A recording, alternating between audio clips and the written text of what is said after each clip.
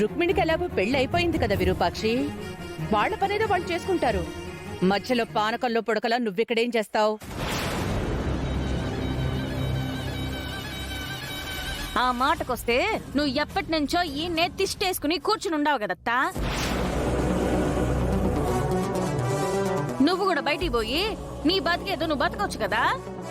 మా నాయన నీ మొహం చూడడానికి కూడా ఇష్టపడట్లేదు కదా. బయట ఉండాల్సిన దానివి సిగ్గు లేకుండా లోపలున్నావు. అలాంటిది నువ్వు మా అమ్మ గురించి మాట్లాడడం అస్సలు బాలేదు.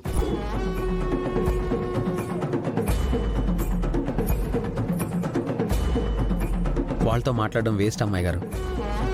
ముందు పెద్దయ్య గారిని పైకి తీసుకెళ్ళండి. అమ్మగారు మీరు వెళ్ళండి.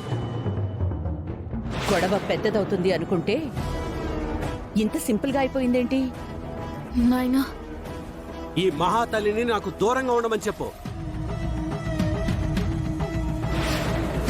విరూపాక్షి, నా తమ్ముడికి కాఫీ ఇవ్వడంలో నీ ఉద్దేశం ఏంటి విరూపాక్షి? ఎవరూ లేని సమయం చూసి నా తమ్ముణ్ణి వల్ల వేసుకుందాం అనుకుంటున్నావా? విజయాంబిక,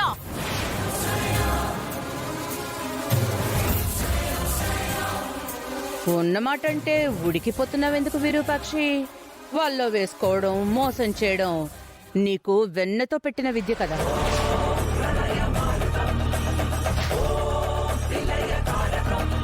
విరూపాక్షి,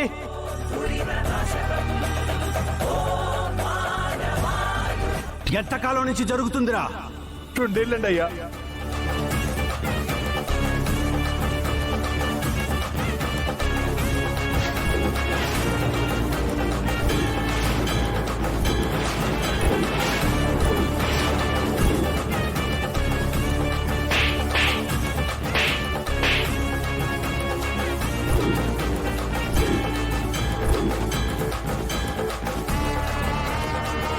మా అమ్మ గురించి పిచ్చి పిచ్చిగా మాట్లాడితే పళ్ళు రాలిపోతాయి. మా అమ్మనే కొడతావా నిన్ను?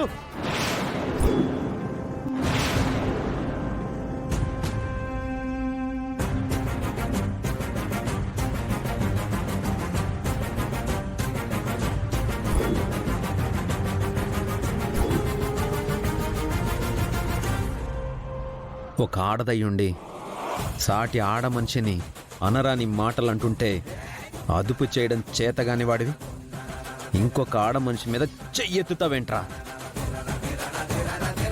నా భార్య మీద చెయ్యెత్తితే ప్రాణం తీస్తా.